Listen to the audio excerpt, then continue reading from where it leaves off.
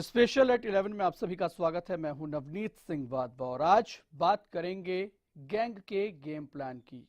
आप पूरे साल मेहनत करते हैं, हजारों और यहां तक कि लाखों रुपए कोचिंग सेंटर को भी देते हैं और इस आस में कि आपकी जी तोड़ मेहनत रंग लाएगी, लेकिन आपकी उस मेहनत पर कोई है जो पानी फेर देता है, जिसे सरकार और प्रशासन के बड़े बड़े दावे बौने हो जाते हैं।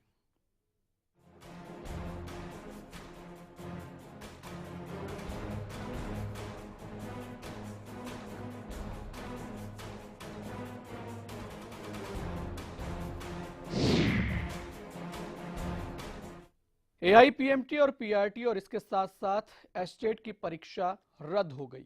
बड़ी बात यह है कि तीनों ही परीक्षा हरियाणा से लीक हुई, जिससे हमारी व्यवस्था की खामी साफ दिखती है। लेकिन बड़ा सवाल यह है कि आखिर एक मास्टरमाइंड सरकारी व्यवस्था पर भारी कैसे पड़ जाता है, कैसे एक गैंग गेम प्लान करता है और प्रशासन की सब तैयारी धरी की धरी रह जाती है। आज इसी मुद्दे पर चर्चा करेंगे, लेकिन पहले एक रिपोर्ट फिर चर्चा। 3 मई 2015 एआईएमपीटी पेपर लीक, जगह रोहतक हरियाणा। 4 अक्टूबर 2015 पीआरटी पेपर लीक, जगह रेवाड़ी हरियाणा। 14 नवंबर 2015 एस्टेट परीक्षा लीक, जगह जींद हरियाणा।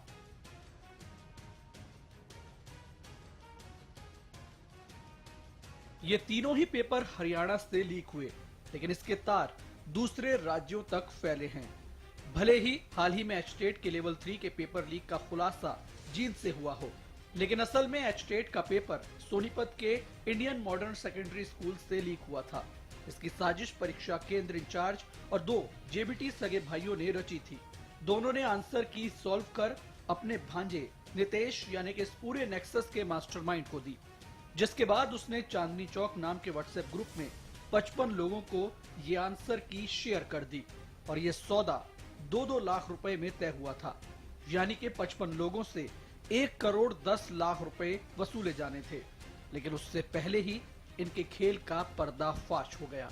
अब आपको बताते हैं कि आखिर कैसे 5 गुनहगारों ने 1,30,000 छात्रों के भविष्य को दांव पर लगा दिया। गुनहगार number 1 Rajendra Randhawa. Rajendra Randhawa Indian modern school में 17 साल से नौकरी कर रहा है। राजेंद्र को केंद्र का सुपरिटेंडेंट बनाया गया था। जींद पुलिस जांच के आधार पर स्कूल पहुंची। राजेंद्र ने फोन पर जम्मू होने का हवाला दिया। उसके बाद से राजेंद्र का फोन स्विच ऑफ है। गुनहगार नंबर 2 पवन। पवन पेशे से जेबीटी टीचर है और रंधावा से पेपर लेकर सॉल्व किया। गुनहगार नंबर 3 अजय, पवन का सगा भाई। पेशे से ये भी जेबीटी टीचर है। पेपर सॉल्व करने में पवन की मदद की। गुनहगार नंबर 4 नितेश। नितेश सोनीपत जिले में कंप्यूटर सेंटर चलाता है। अजय और पवन नितेश के सगे मामा के लड़के हैं। उन्होंने अजय को पेपर सॉल्व करके दिया, जिसके बाद नितेश ने पेपर व्हाट्सएप ग्रुप बनाकर 55 लोगों के लिए लीक कर दिया। गुनहगार नंबर 5 गौरव, नितेश का दोस्त, सोनीपत में कंप्यूटर सेंटर चलाता है। नितेश के साथ पेपर लीक करने में भूमिका निभाई। तो कुछ इस तरह एस्टेट का पेपर लीक हुआ। नितेश से पूछताछ में खुलासा हुआ कि 2013 में भी उसने अपने मामा के लड़कों के साथ मिलकर पेपर लीक किया था। हैरानी की बात यह है कि एस्टेट की परीक्षा के लिए इस बार कड़े इंतजाम किए गए थे। सुरक्षा के लिए हर सेंटर पर मोबाइल जैमर लगे थे। परीक्षा की वीडियोग्राफी की गई। परीक्षार्थियों की सख्त चेकिंग की गई। 300 उड़नदस्ते और बोर्ड और प्रशासन के 800 से ज्यादा कर्मचारी और अधिकारी लगाए गए थे। 27 रैपिड एक्शन फोर्स भी तैनात रही। पुलिस सेंटर्स पर चेकिंग करती रही, लेकिन बावजूद इसके परीक्षा से पहले ही आंसर की लीक हो गई, जिससे वीक व्यवस्था की लीकेज एक बार फिर सामने आई। Bureau report Haryana news. तो विभाग की तरफ से तमाम इंतजामात किए गए, जिनके पुख्ता होने के दावे तक किए गए, लेकिन एक गेम प्लान जो इस गैंग ने गेम प्लान बनाया था, उसने सब दावों की हवा निकाल दी। और सवाल यही उठता है कि आखिरकार एक गैंग का गेम प्लान पूरे प्रशासन पर भारी पड़ जाता है। इसी पर आज चर्चा करेंगे। दो खास मेहमान हमारे साथ हैं। सोमनाथ हंस जी हमारे साथ हैं, पूर्व शिक्षा अधिकारी हैं। सर, स्वागत है आपका। इसके साथ साथ बनवारी लाल जी हमारे साथ हैं, जो कि रिटायर्ड पुलिस अधिकारी हैं। सर, आपका भी स्वागत है। बनवारी लाल जी, सबसे पहले मैं आपसे ही जानना चाहूंगा, मॉडस ऑपरेंडी की अगर मैं बात करें, के मामले सामने आते हैं। अगर हरियाणा की बात करें, एआईपीएमटी का पेपर लीक हुआ, इसके अलावा एक और पेपर लीक हुआ पीआरटी का, इसके साथ साथ अब एचटेट का पेपर, जिसको लेकर के दावे इस बार भी विभाग ने किए थे, लेकिन वो भी लीक हो गया, उसको भी कहीं ना कहीं ब्रेक कर दिया गया। इस तरह के गैंग की मॉडस ऑपरेंडी क्या होती है, और जब पकड़ में आ जाते हैं तब कहा जाता है कि जी हाईटेक तरीके से कर रहे थे? देखिए जी, मेरा ये मानना है इसमें जब भी इस प्रकार की घटना इससे पूर्व हुई है या प्रेजेंटली जिस घटना का जिक्र किया जा रहा है, इस घटना में जो तथ्य सामने आए हैं, एजुकेशन विभाग में काम करने वाले अधिकारी या कर्मचारी ही अपने नज़दीक के आदमियों को, अपने रिश्तेदारों को, अपने नज़दीक के रिश्तेदारों को, दोस्तों को फायदा पहुंचाने के लिए या पैसे कमाने के लिए वो इस किस्म के काम करने में, आप विभाग में काम करने वाले जो अधिकारी कर्मचारी हैं उनके माध्यम से ही सफल हो पाते हैं। पुलिस का जो रोल है इनको रोकने के लिए, वो सिर्फ एक बात है कि जो पहले पकड़े गए हैं उनके बारे में पता कराए, उनको पकड़ा जाए, उनसे इंट्रोगेट किया जाए। वो बात जब आती है, जब पेपर लीक के होने के बाद पकड़ा जाता है, तब आती है। और वो इस मामले में, प्रेजेंट मामले में पुलिस 100% सफल हो गई है। काफ़ी आदमी गिरफ्तार कर लिए, तकरीबन ऑलमोस्ट जितने आदमी उन्होंने गिरफ्तार किए, एक दो को छोड़ के सभी गिरफ्तार हो गए, सभी किस्म की बरामदगी भी हो चुकी है। तो ये मोडस ऑपरेंडी जो जब तक एजुकेशन विभाग में लायल आदमी नहीं होंगे, सरकार के प्रति लायल आदमी नहीं होंगे, जब तक ये रुकना, ये चलिए ठीक है। आपका कहना है कि ये तमाम चीजें शिक्षा विभाग की तरफ से जो खामियां होती हैं उसकी वजह से सामने आती है। सोमनाथ जी, क्या यही एक वजह मानी जाए? ठीक है, क्रिमिनल माइंड तो है ही, क्योंकि पैसा जल्दी कमाना है आज के समय में। शॉर्टकट हर आदमी को चाहिए पैसा कमाने का, लेकिन क्या ये शॉर्टकट का जरिया जो यहां पर दिखता है पेपर लीक कराने का, उसमें शिक्षा विभाग के तमाम अधिकारी भी फंस जाते हैं, या टीचर्स जो होते हैं वो भी फंस जाते हैं? ये बहुत ही गलत तरीका है पैसा कमाने का।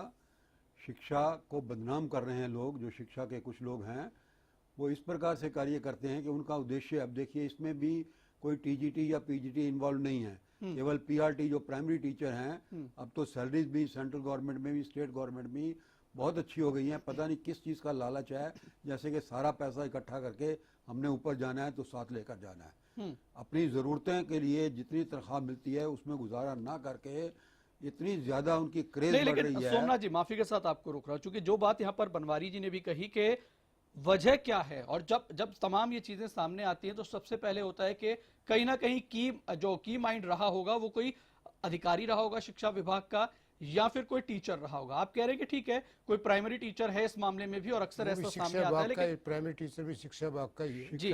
लेकिन क्यों इस तरह की घटना, यानी कि जब पेपर लीक की घटनाएं सामने आती हैं तो कड़ी सबसे पहले शिक्षा विभाग की तरफ ही घूमती है? हाँ, बिल्कुल घूमती है कि पैसे के लालच में, या अपने संबंधियों के, अपने जो रिश्तेदार हैं, जैसे मामा के लड़के के साथ वो कंप्यूटर चलाता है और उसके साथ उसकी साठगांठ हो गई और उससे उसने पैसा लेना। अभी रिपोर्ट में यही पढ़ा गया था कि 1 करोड़ 20 लाख उन्होंने इकट्ठा करना था, 55 लोगों से 2-2 लाख रुपया लेना था। तो ये सब पैसे का लालच है। अब पैसे का लालच तो वहाँ होना चाहिए ना जहाँ किसी चीज़ की कमी हो। जब तनख्वाहें पूरी हैं, अच्छा भला कमाते हैं टीचर लोग जो हैं, फिर क्यों करते हैं? इसका तो ये है कि पुलिस उस पर एक्शन लेती है और फिर उसके बाद किसी मिनिस्टर की या किसी की सुपारिश, लेकिन पहले भी कई छोड़ दिया जाता है। बिल्कुल सोमनाथ जी, पहले भी कई पेपर लीक हो चुके हैं और कई बार कार्रवाई भी की जा चुकी है। बावजूद उसके जो है, कि आपको नहीं लगता कि नजरिया यहाँ पर बदलने की जरूरत है? चूंकि मास्टरमाइंड जब भी सामने आते हैं 70% मास्टरमाइंड शिक्षा विभाग में से ही होते हैं। बिल्कुल ठीक है, नजरिया भी बदलना है। अच्छे करेक्टर को जो है वो महत्व देना चाहिए। जैसे अभी पिछली बार एक मुद्दा आया था कि वैज्ञानिकरण जरूरी है, भगवीकरण जरूरी है। भगवीकरण से वैज्ञानिकरण जरूरी है, लेकिन भगवीकरण में जो अच्छी शिक्षा है वो देनी चाहिए। अगर हमें टीचर ही ऐसा करेंगे तो बच्चों पर उसका क्या इफेक्ट पड़ेगा? दूसरा, बच्चों को पढ़ाया नहीं जाता है जितनी उनको कोचिंग सेंटर, जब अभी आपने बताया कि खूब कोचिंग सेंटर चलते हैं, कोचिंग सेंटर में भी टाइम पास करते हैं, पैसा लेते हैं और जो पढ़ाई करनी चाहिए वो नहीं करते हैं लोग। और फिर अक्सर वो कोचिंग सेंटर से भी इस तरह की घटनाएं सामने आती हैं। जो कोचिंग बच्चे सेंटर के लोग भी बैक इसमें बेंचर involved हैं उनको ऑफर तक कर दिया जाता है कि हाँ। आपको पेपर लीक करा देंगे। कोचिंग सेंटर वाले भी ये धंधे करते हैं, एक आदमी इन्वॉल्व नहीं है। जहां तक इस मामले की बात है जो अब हुआ है, ये तीन, इनमें ठीक है कि पुलिस का इसमें कोई कार्रवाई नहीं है, लेकिन पुलिस भी निष्पक्ष जांच करे और जो जो अपराधी हैं उनको कड़े से कड़ा दंड देने की कोशिश की जाए। अगर कोई टीचर है उसको टर्मिनेट कर दी जाए, सर्विसेज खत्म कर दी जाए, ऐसी कार्रवाई करता है जिससे देश बदनाम होता है, स्टूडेंट्स का, लाखों लोगों का कैरियर जो है वो बर्बाद होता है। ऐसे टीचर को रखने की जरूरत क्या है स्कूल में? देखिए जी, आप जो बातें कह रहे हैं, एडवाइस की बातें कह रहे हैं, आप ये मानने को तैयार नहीं कि शिक्षा विभाग से ये गलती होती है। आपने पुलिस के प्रति आपने कहा है अगर पुलिस सख्त से सख्त सजा दे, पुलिस के पास सख्त सजा देने का कोई हथियार नहीं है। पुलिस का काम पकड़ने का है, जैसे कि इस मामले में आपने स्वयं माना है 11 गिरफ्तारियां हो चुकी 11 गिरफ्तारियां हो चुकी हाँ, है। एक दो जो गिरफ्तारियां वो भी होने जा रही हैं। बिल्कुल ठीक है, जो गिरफ्तारियां हुई हैं उनके ऊपर कार्रवाई सख्त होनी चाहिए। छोटी मोटी कार्रवाई से मतलब नहीं है। पुलिस ने जो आईपीसी में जो दफाएं उनके ऊपर आयद हो सकती हैं वो लगाने जा रही है, उनकी चार्जशीट अदालत दे देगी। बिल्कुल ठीक, गवाही तो आप लोगों का एजुकेशन डिपार्टमेंट की आएंगे। बिल्कुल, एजुकेशन लीक करने वाला एजुकेशन डिपार्टमेंट है, गवाही देने वाला एजुकेशन डिपार्टमेंट का, सजा होना ना होना एजुकेशन डिपार्टमेंट निर्भर है। तमाम जो बातें आप यहाँ पर बनवारी लाल जी कह रहे हैं, चूंकि सोमनाथ जी सवाल यही उठ रहा है कि एजुकेशन डिपार्टमेंट की तरफ से अगर पहल होती है इस तरह के कामों की, जो वहां से एक्चुअली में लीकेज होती है, तमाम नियम शिक्षा विभाग की तरफ से भी बनाए गए हैं कि रिश्तेदार वहां पर सेंटर पर ना दिखाई दें, फालतू किसी आदमी से बातचीत ना की जाए, लेकिन उसके बावजूद इस तरह की रणनीति उनकी तरफ से बनाई जाती है, इस तरह का गेम प्लान उनका होता है कि जो तमाम इंतजामात होते हैं वो धरे के धरे रह जाते हैं। ये बिल्कुल आप ठीक कह रहे हैं। और जो पुलिस अधिकारी बैठे हुए हैं बनवारी लाल जी, इन्होंने भी जो कहा है, इस केस में जहां तक पेपर लीकेज होने की सवाल है उसमें पुलिस इन्वॉल्व बिल्कुल नहीं है, और जो कार्रवाई कर रही है वो ठीक कर रही है। लेकिन पुलिस ने तो अपनी तरफ से कार्रवाई कर दी कि जो दोषी हैं, जो दोषी पाए गए हैं, उनको हवाले कर दिया डिपार्टमेंट के या बोर्ड के, जिसके भी हवाले कर दिया। आगे बोर्ड जो डिपार्टमेंट है, एजुकेशन डिपार्टमेंट है, उनको चाहिए कि सख्ती से पेश हो जाए। ठीक है, सर्विसेज पहले उनको टर्मिनेट ना करें, लेकिन सस्पेंड करें, सस्पेंड के बाद फिर इंक्वायरी करें भाई तुमने ऐसा क्यों किया। ठीक है, लेकिन बिल्कुल तमाम बातें जो आप कह रहे हैं जी, उन पर भी मैं चर्चा करूंगा। उसके खिलाफ आप क्या कार्रवाई कर सकते हैं? सोमनाथ जी, उस पर भी मैं चर्चा करूंगा। बनवारी जी, आपसे मैं जानना चाहूंगा, हम गेम प्लान की यहाँ पर बात करें, अभी तक जो चीजें सामने आई हैं, एक मामा था, 2 भांजे थे, उन्होंने सॉल्व किया, एक सेंटर वाले को बेचा। अक्सर इस तरह के केसेस जो कि पेपर लीक होते हैं, या यूं कहें कि जो मुन्ना भाई पकड़े जाते हैं फर्जी, मॉडस ऑपरेंडी क्या होती है? चूंकि आपने कई केस ऐसे सॉल्व किए, इसलिए आपसे जानना चाहेंगे कि इनका काम करने का तरीका दरअसल कैसा होता है। इनका तरीका ये, एजुकेशन डिपार्टमेंट जो कंसर्न आदमी है जिसके यहाँ से बात लीक हो सकती है, जिसकी यहाँ बात जिसकी सुपरविजन में रहती है, उस आदमी को अप्रोच किया जाता है। राजनीतिक तौर पर करें, एजुकेशन के माध्यम से करें, रिश्तेदारी के माध्यम से करें, रिलेशन के माध्यम से करें, मेल मिलाप करें, उस आदमी तक पहुंचा जाता है और उसको लोभ लालच दिया जाता है। आज के जमाने जैसे कि सोमनाथ जी ने अभी बताया, मिनटों में करोड़पति बनना चाहते हैं, उस लालच के अंदर वो लोग फंस जाते हैं। क्योंकि राजनीतिकरण में सारी पोस्टिंग फलाना दिखड़ा अपॉइंटमेंट हो रही है। एजुकेशन का जमाना जिन दिनों में हम पढ़ते थे, कोचिंग का कोई नाम ही नहीं था। कोचिंग करता था तो स्कूल का टीचर ही रात को बुलाता था, रात को 2 घंटे पढ़ा के घर भेज देता था। आज ये कोचिंग, प्राइवेट स्कूल और कोचिंग जितना चल रहा है, स्कूल सरकारी स्कूलों का तो नामो निशान खत्म होता जा रहा है। एक चीज और यहाँ पर बनवारी लाल जी सामने आती है, क्योंकि जब कई ऐसे जो मामले सामने होते हैं जहां पर परीक्षाएं हो रही होती है केंद्रों पर, हमारी टीम ने भी कई ऐसी जगहों का दौरा किया, वहां पर जायजा लिया, तो वहां मोबाइल छात्रों के लिए बैन है। जैमर अब लगने शुरू हो गए, लेकिन पहले जैमर नहीं लगते थे। लेकिन जो एक सेंटर एग्जामिनर हुआ करता था, यानी कि सेंटर का जो इंचार्ज होता था, उसके पास मोबाइल हुआ था। और पिछले कई मामलों की अगर बात करें, वो मोबाइल रखने का हकदार है, और वो कहता था कि मुझे चूंकि कम्युनिकेशन करना पड़ता है दूसरे सेंटर से और जो फ्लाइंग टीम आती है उनसे, इसलिए मैं फोन रखता हूं। लेकिन कई मामलों में वही नकल कराता पकड़ा भी गया है। मैंने आपको बताया ना, एजुकेशन डिपार्टमेंट की बिना मिली भगत के ये कार्य किसी लेवल पर भी नहीं हो सकता। जब तक वो लेवल कोई भी हो, चाहे वो पीएन का लेवल हो, चाहे वो प्रिंसिपल का लेवल हो, चाहे वो किसी भी माध्यम से करे, मोबाइल के माध्यम से करे, संदेश भेज के करे। प्रिंसिपल के पास मोबाइल नहीं होगा तो अपना पीएन बाहर पानी वाले को बाहर भेज देगा। बिल्कुल, वो तो माध्यम तो वही होगा। यानी कि शमूलियत जो है वो पूरी शिक्षा विभाग की तरफ से होती है। उस और पर जब भी मैं तक सोमनाथ उसको जी से बात करूंगा। पूरी पनवारी लाल जी, उसकी- चूंकि रिपोर्टर हमारे जो कि सोनीपत से हमारे संवाददाता हैं योगेश सूद, वो भी हमारे साथ जुड़े हुए हैं, उनसे जरा अपडेट ले लेते हैं कि आखिरकार इस मामले में गिरफ्तारियां कितनी हो चुकी हैं और पुलिस इस जांच की कड़ी को कैसे जोड़ती जा रही है। योगेश, क्या जानकारी है इस मामले को लेकर, अपडेट क्या है? हाल पुलिस के हाथ में 2 लोग लगे हैं जो कि जिनके पास से कि आंसर की बरामद की गई है, लेकिन उसके गिरफ्तारी के बाद क्या हुआ क्या नहीं हुआ अभी तक ज्यादा अपडेट नहीं है। हाँ, ये पता लगा कि 80,000 रुपए में वो आंसर की ली गई थी और वो पुलिस ने किसी देर रात कहीं से उन्हें गिरफ्तार किया है। पुलिस ये शो नहीं कर रही कि कब कहां कैसे गिरफ्तार किया। ये मुरथल से गिरफ्तार किए गए थे। मुरथल के पास एक गांव है, वहां से 2 लोगों को गिरफ्तार किया गया जिनके मोबाइल में पुलिस का दावा है कि आंसर की थी, जो व्हाट्सएप तो के फिलहाल- जरिए शेयर की गई। शुक्रिया योगेश इस जी, तमाम व्हाट्सएप जानकारी के लिए। सोमनाथ जी, अब मैं ये सवाल आपसे लूंगा कि आखिरकार आंसर की जो यहाँ पर बात आ रही है कि वो कैसे सॉल्व की गई और किस तरीके से वो व्हाट्सएप के जरिए शेयर की गई। जैसा कि योगेश यहाँ पर बता रहे थे कि पुलिस ने दावा किया है 80,000 रुपए में वो आंसर की ली गई है, यानी कि वो आंसर सॉल्व करवा करके फिर व्हाट्सएप के जरिए लिए गए। 80,000 रुपए छोटी रकम नहीं है, लेकिन एक जेबीटी टीचर जो कि आंसर की दे रहा है उसको सॉल्व करके व्हाट्सएप के जरिए शेयर कर रहा है।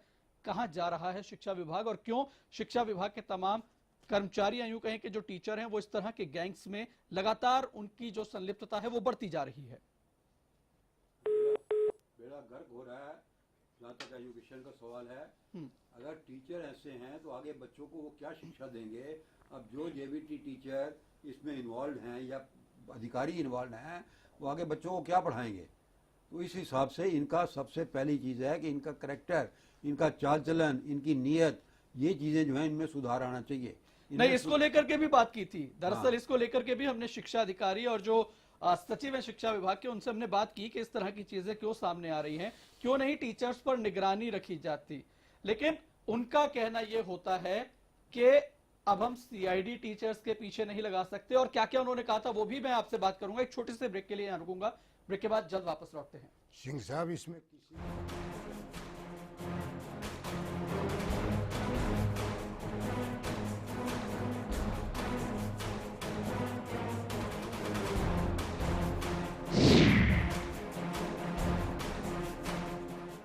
चल मैं निकल रहा हूँ। ओके। और ये तेरे लिए। ये किस खुशी में? एक तो आज तेरा मैच है और अरोरा अंकल के घर में भी तो बाय। आपकी जरूरतों को वही समझते हैं जिनके लिए स्पेशल हैं आप, जिनसे dish TV only for you 9905 9905 पर आज ही कॉल करें और पाएं ऑफर्स जो है खास आपके लिए, क्योंकि स्पेशल हैं आप। गुलमोहर सिटी NH65 पर स्थित कैथल की सबसे सुंदर टाउनशिप अब आपके लिए लेकर आए हैं फ्री होल्ड प्लॉट्स, विलास और independent floors. Gulmohar city boundary walls और एक्सक्लूसिव गेटेड सिक्योरिटी से सुसज्जित, जिसमें है sports club, club house, lush green park और भी बहुत कुछ। तो बेहतर लाइफस्टाइल के लिए Gulmohar city, the city of joy in Kaithal. सरकारी नौकरी मिलती नहीं या आप लेते नहीं। बेरोजगार रहने के 2 कारण हैं, या तो आप कोशिश नहीं कर रहे या आपकी दिशा गलत है। सरकारी नौकरी कैसे पाई जा सकती है, देखिए हमारा खास कार्यक्रम कैसे पाएं सरकारी नौकरी, हर रोज दोपहर 2:30 बजे।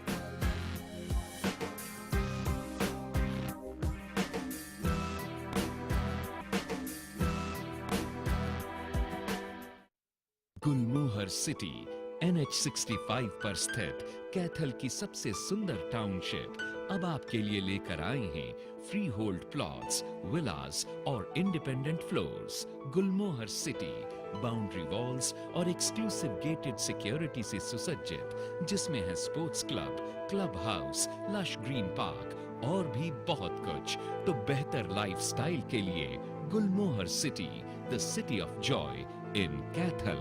हरियाणा फ्रेश शुद्ध घी का नाम बड़ा, शुद्धता की कसौटी पर खरा।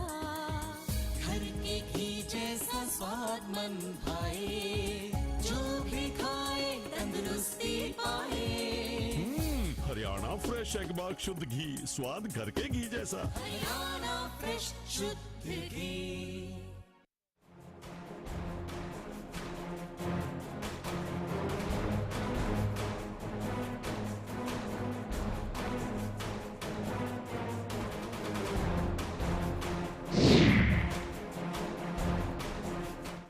तो ब्रेक के बाद एक बार फिर से हम लौट आए हैं इस चर्चा को लेकर आपके सामने एक बार फिर से हाजिर हैं और लगातार दोनों खास मेहमान हमारे साथ जुड़े हुए हैं। सोमनाथ जी, जैसा कि ब्रेक से पहले मैं आपसे कह रहा था कि हमारी जो तमाम अधिकारी हैं उनसे बात हुई तो उनका कहना था कि हम टीचर्स के आगे सीआईडी उनके पीछे नहीं लगा सकते हैं कि कौन कहाँ जा रहा है, किससे बात कर रहा है, लेकिन कहीं ना कहीं नजर तो शिक्षा विभाग की तरफ से रखी जा सकती है। अगर आप एग्जाम कंडक्ट कर रहे हैं, अगर आप तमाम तैयारियां कर रहे हैं, तो क्या ये उन तैयारियों का हिस्सा नहीं है शिक्षा विभाग की? बिल्कुल है। फ्लाइंग स्क्वाड जो बनाते हैं उसमें भी मैंने अपनी आंखों से देखा है कि ऐसे अधिकारी होते हैं जो खुद कहते हैं कि फलां रोल नंबर का एक बच्चा बैठा है, जरा उसका ध्यान रख लेना। आते हैं और क्या कह जाते हैं, बताइए उस वक्त क्या कहा जाए, फ्लाइंग स्क्वाड वाले को क्या कहा जाए कि ये काम आपके लिए गलत है। पुलिस वालों को भी देखा, ये नहीं कि पुलिस वाले निष्पाक हैं, ऐसा अब है या नहीं, इस केस में नहीं है। वरना पुलिस वाले अपना पुलिसमैन वहाँ छोड़ जाते हैं और कहते हैं मास्टर जी जरा इसको पर्ची दे देना, मेरे बेटे तक पहुंचा देगा, मैं अच्छा भी दे दूंगा, क्या करूं। नहीं, बिहार और यूपी के बोर्ड में तो ऐसी तस्वीरें लगातार सामने हरियाणा की आती बात हैं। कर रहा हूँ, हरियाणा की आज से 40 साल पहले की बात कर रहा हूँ, आज की बात नहीं कर रहा मैं आप हरियाणा की बात कर रहे हैं, ठीक है। बनवारी लाल जी, अब आपके पास में आना चाहूंगा। अगर पिछले 5 साल का ट्रैक रिकॉर्ड देखें तो ये जो तमाम बड़ी परीक्षाएं, एआईपीएमटी की हम बात करें, इसके अलावा अगर हम बात करें पीआरटी की और अब एचटेट पी, एचटेट तो खैर बदनाम ही हो चुका है, हरियाणा में क्यों इतने नकल के मामले सामने आ रहे हैं, क्यों इतने पेपर सॉल्व करा के लीक करने के मामले सामने आ रहे हैं और क्यों इस तरह की घटनाएं हरियाणा में लगातार बढ़ती जा रही हैं? देखिए, मेरा तो ये मानना है, मैं तो अपने 72 साल की उम्र और 40 साल के पुलिस महकमे के तजर्बे के से सीधा आपको जवाब दे रहा हूँ इसका। इसमें अपॉइंटमेंट, पोस्टिंग, राजनीतिकरण, अध्यापकों का गलत सिलेक्शन होना, अध्यापकों का दोबारा पढ़ाए ना जाने के कारण ऐसा हो रहा है। नहीं, लेकिन अगर मैं तमाम जो क्राइम के एंगल से इसको जोड़ करके आपसे बात करूं कि क्यों हरियाणा में इस तरह की घटनाएं बढ़ती जा रही हैं, क्योंकि एक तो आपने कहा ठीक है हरियाणा में पॉलिटिकल सपोर्ट जल्दी मिल जाती है। अच्छा, लोकल जो आदमी है उनको, मंत्री जितने, उनको डेवलपमेंट के कामों से कितना ख्याल नहीं है, उनको ये ख्याल है कि मेरा कौन आदमी नौकरी लगेगा, किसको कहाँ लगवाऊं, किसकी कहाँ बदली करवाऊं, किसकी कहाँ पोस्ट हो। हर आदमी का भी पीछे 2 दिन से जूतबाज रहा है, स्वास्थ्य मंत्री का और दूसरे मंत्रियों का। अब वो कह रहे हैं कि किसी की पोस्टिंग के बारे में कोई चिट्ठी नहीं आएगी, कोई दरखास्त नहीं आएगी, दूसरे कह रहे हैं कि हमारा ये काम नहीं हुआ तो हम करेंगे क्या। तो जब तक ये नौकरियों में, अपॉइंटमेंट में, पोस्टिंग में राजनीतिकरण बंद नहीं होगा तब तक ये ठीक है। अगर मैं बात करूं इस तरह के गेम प्लान की, इस तरह के गैंग जो होते हैं उनका जो गेम प्लान होता है उसको पुलिस किस तरीके से तोड़ती है, कैसे कड़ियां जोड़ती है, क्योंकि जब घटनाएं सामने आने लग जाती हैं, खुलासे एक के बाद एक होने लग जाते हैं, तो किस तरीके से इस तरह के गैंगस्टर जोड़े जाते हैं पुलिस अधिकारियों की तरफ नहीं, से? देखो, ये तो जब एक आदमी टूट जाता है तो जब वो जो कुछ क्लू दे रहा है उनको आगे तस्दीक किया जाएगा। जैसे इसमें एक लड़का पकड़ा, उसने तो आगे 2 भांजे बता दिए अपने, उन 2 भांजों ने आगे और 2 आदमी बता दिए, सेंटर वाले बता दिए। तो एक आदमी को दिल से ईमानदारी से इंट्रोगेट किया जाएगा तो उसमें क्लू तो मिलते ही चले जाएंगे। मैं आपके पास पहुंचा हूँ, आपको नहीं पता मैं किस रास्ते से आया हूँ, लेकिन जो मुझे यहाँ छोड़ के गया उससे आप पूछोगे कहाँ से आए थे, वो रिसेप्शन वाला तक ले जाएगा, रिसेप्शन वाला नीचे तक ले जाएगा, नीचे वाला गाड़ी तक पहुंचा देगा, आपको पता लग जाएगा मैं कहां से आया हूं, कैसे आया हूं, अगर ईमानदारी से तीनों आदमी आपको ठीक बताएंगे तो क्या तकनीक भी जो इस तरह की घटनाएं बढ़ रही हैं, बनवारी लाल जी, जो इस तरह की घटनाएं अब बढ़ रही हैं हरियाणा में और जिस तरह की तकनीक का इस्तेमाल किया जा रहा है, पिछले वाले में भी अगर बात करें आईपीएमटी वाले में तो वो भी व्हाट्सएप के जरिए शेयर हुआ था, यानी कि इस तरह के जो तमाम एप्लीकेशन या जो नई नई चीजें हैं उनसे कहीं ना कहीं इस तरह के गैंग और हाईटेक हो गए हैं। नहीं, तकनीक तो इसलिए नहीं बढ़ती है कि उसमें क्राइम बढ़े, तकनीक तो अच्छी काम के लिए होती है, उसको क्राइम के लिए इस्तेमाल करते हो तो हमारा माइंड उपजता है जी। इस केस में पर्टिकुलरली नहीं, मैं ये जानना चाह रहा हूं, आखिरी कमेंट आपका, क्या इस तरह की टेक्निक जब इस्तेमाल की जाती है तो क्या पुलिस अधिकारियों को दिक्कत होती है उस तरह के केस नहीं, solve करने आजकल में? कोई दिक्कत नहीं, सबकी सहूलियत आ रही है। मिस्टर अकील मोहम्मद जो इस केस को सुपरवाइज कर रहे हैं, एडिशनल डीजी रैंक के आदमी है, बहुत ईमानदार है। मैंने उनके साथ काम किया है अम्बाला में। यानी कि कोई दिक्कत नहीं। नहीं, सोमनाथ कोई- हंस जी, आखिरी कमेंट आपसे भी, आदमी क्योंकि के समय ऊपर बेहद कम डिपेंड है। है। वो कैसे आदमी- इस तरह की घटनाएं रुकेंगी और क्यों शिक्षा विभाग की जो संलिप्तता है वो खत्म नहीं होती? क्योंकि जब भी इस तरह के पेपर लीक होते हैं तो पुलिस अधिकारी भी कहते हैं कि एक टीचर पकड़ लो, बाकी केस अपने आप खुल जाएगा। तो ठीक है, क्योंकि यहाँ जो राजनीति है हरियाणा के अंदर विशेष तौर पर वो वोटों की राजनीति है। अगर वोट कहीं से टूटते हैं उसके लिए कुछ भी कर सकते हैं। मान लीजिए कोई अधिकारी फंस जाता है, वो पुलिस को भी सिफारिश कर देगा, मिनिस्टर को भी सिफारिश कर देगा कि इस आदमी को छोड़ दिया जाए, इसका कुछ नहीं बिगड़ना चाहिए, और वो बच जाता है। क्यों? उन्हें पता है कि ये आदमी जो है 100 आदमियों के साथ इन्वॉल्व है और 100 वोटें हमारी खराब हो जाएंगी अगर ये दंडित हो गया तो। कारण सिर्फ यही है। बिल्कुल, ये तमाम चीजें जो एवरी आपने बैड कही। Thing starts from above, not from bottom. ठीक है, सोमनाथ हंस जी और बनवारी लाल जी, दोनों का शुक्रिया हमारे साथ इस चर्चा में शामिल होने के लिए। और सवाल अभी भी यही बना हुआ है कि जो इस तरह के गैंग सामने आते हैं, जिस तरीके से पेपर लीक की घटनाएं लगातार बढ़ रही हैं, इस तरह के जब पेपर लीक होते हैं तो कहीं ना कहीं व्यवस्था भी अपने आप लीक होने के साथ साथ वीक होने को दर्शाता है। इजाजत दीजिए, नमस्कार।